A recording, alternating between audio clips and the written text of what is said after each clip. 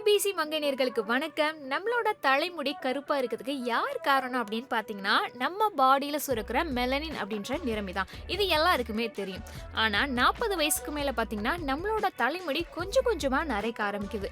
இதுக்கு என்ன ரீசன் அப்படின்னு பார்த்தீங்கன்னா, ட்ரையோசின் அப்படின்ற என்சைம் நம்ம உடம்புல சுரக்கிற இந்த மெலனின் நிறமியை தடை பண்ணுது. ஸோ இதனால தான் ஏஜ் ஆக ஆக நம்மளோட தலைமுடி நரைக்க ஆரம்பிக்குது. அண்ட் இன்னும் சில பேருக்கு பார்த்தீங்கன்னா அவங்களோட இளமை வயதிலேயே தலைமுடி நரைக்க ஆரம்பிக்குது.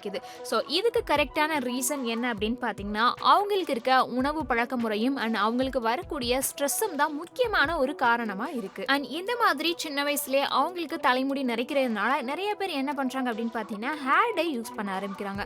ஸோ இந்த மாதிரி தொடர்ந்து ஹேர் டைலாம் அதிகமாக யூஸ் பண்ணும்போது என்னென்ன மாதிரியான பாதிப்புகள் வரும் அப்படின்றத இந்த வீடியோவில் நம்ம பார்க்கலாம். இந்த மாதிரி நீங்க அதிகப்படியான அளவு ஹேர் டை யூஸ் பண்ணும்போது உங்களோட முடி பார்த்தீங்கன்னா சீக்கிரத்திலே வறண்டு போய் அண்ட் முடி உடையிற ப்ராப்ளம் வரலாம், பொடுகு தொல்லை உங்களுக்கு வரலாம். அண்ட் இன்னும் சில பேருக்கு பார்த்தீங்கன்னா அவங்களோட சின்ன வயசுலேயே வழுக்கை விழுகிற ப்ராப்ளம் வரும். ஸோ இந்த மாதிரி பிரச்சனைகள்லாம் அவங்க ஃபேஸ் பண்றதுக்கு வாய்ப்புகள் இருக்கு. அண்ட் இன்னும் சில பேர் பார்த்தீங்கன்னா தரமற்ற ஹேர் டைலாம் யூஸ் பண்ணுவாங்க. ஸோ இந்த மாதிரி நீங்க யூஸ் பண்ணும்போதுமே அண்ட் பார்த்து நீங்க ஹேர் டையை சூஸ் பண்ணாத போதுமே உங்களுக்கு இந்த பிரச்சனைகள் வர்றதுக்கான வாய்ப்புகளுமே அதிகமா இருக்கு. அண்ட் இந்த மாதிரி நீங்க கண்டினியூஸா ஹேர் டை யூஸ் பண்றதுனால உங்களோட ஃபேஸ்ல, ஃபோர்ஹெட்ல இந்த மாதிரி இடத்துல எல்லாம் பார்த்தீங்கன்னா ரெட்னஸ் அதிகமா இருக்கும். உங்களுக்கு அலர்ஜி ஆகலாம், அரிப்பு வரதுக்கான வாய்ப்புகள் அதிகமா இருக்கு. அண்ட் இது மட்டும் இல்லாம உங்களோட கண்கள் பார்த்தீங்கன்னா அடிக்கடி சிவந்து போகிறது, கண் எரிச்சல் அண்ட் இன்னும் சில பேருக்கு பார்த்தீங்கன்னா அவங்களோட கண் பார்வை மங்களாவே தெரியும். அண்ட் புற்றுநோய் வரதுக்கான, அதாவது ஸ்கின் கேன்சர் வரதுக்கான வாய்ப்புகளுமே இது அதிகமா இருக்கு. பொதுவா பார்த்தீங்கன்னா நம்மளோட பாடியில தலையிலிருந்து கால் வரைக்கும் நம்மளோட சருமத்துல துவாரங்கள் இருக்கு.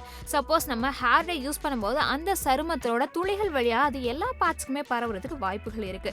நீங்கள் ஹேர் டை யூஸ் பண்ணும்போது உங்களுக்கு அதுல ஏதாவது சைடு எஃபெக்ட் வந்துச்சுன்னா கண்டிப்பா நீங்க அது யூஸ் பண்றத ஸ்டாப் பண்ணணும். அண்ட் இது மட்டும் இல்லாம நீங்க யூஸ் பண்ண ஹேர் டையோட பாக்கெட்டோட உங்களோட டாக்டரை கன்சல்ட் பண்ண வேண்டியது அவசியம். ஏன்னா இந்த மாதிரியான லோக்கலான ஹேர் டைலாம் நீங்க யூஸ் பண்ணி அதுல உங்களுக்கு ஏதாவது சைடு எஃபெக்ட் வந்துச்சுன்னா உங்களோட ஹார்மோன் இம்பேலன்ஸ் ஆகுறதுல இருந்து உங்களுக்கு கேன்சர் வர்றதுக்கான வாய்ப்புகள் வர அதிகமா இருக்கு. ஸோ இதனால நீங்க இயற்கையான முறையில ஹேர் டை எல்லாம் தயாரிச்சு நீங்க வீட்லயே யூஸ் பண்ணலாம். ஸோ இனிமே நீங்க ஹேர் டை யூஸ் பண்ணணும் அப்படின்னா கண்டிப்பா அதை யூஸ் பண்றதுக்கு முன்னாடி அதோட தரத்தை செக் பண்ணிட்டு நீங்க யூஸ் பண்ணுங்க. அண்ட் அது மட்டும் இல்லாம அடிக்கடி நீங்க ஹேர் டை யூஸ் பண்றத அவாய்ட் பண்ணுங்க. இந்த வீடியோ உங்க எல்லாருக்குமே ரொம்ப யூஸ்ஃபுல்லா இருந்திருக்கும் நம்புறேன். அண்ட் இதுல உங்களுக்கு ஏதாவது கமெண்ட் சொல்லணும்னா மறக்காம என் கூட ஷேர் பண்ணுங்க. அண்ட் இந்த மாதிரி இன்ஃபர்மேஷன்லாம் தெரிஞ்சுக்கணும்னா ஐபிசி மங்கை சேனலை சப்ஸ்கிரைப் பண்ணுங்க. ஸோ என்னதான் அபார்ஷன் பல நாடுகள்ல லீகலா இருந்தாலும் கூட அபார்ஷன் பண்றதுக்கு பல ரெஸ்ட்ரிக்ஷன்ஸ் இருக்கு. ஸோ இந்த வீடியோல அபார்ஷன் பண்றதுனால என்னென்ன ரிஸ்க் ஃபேக்டர்ஸ்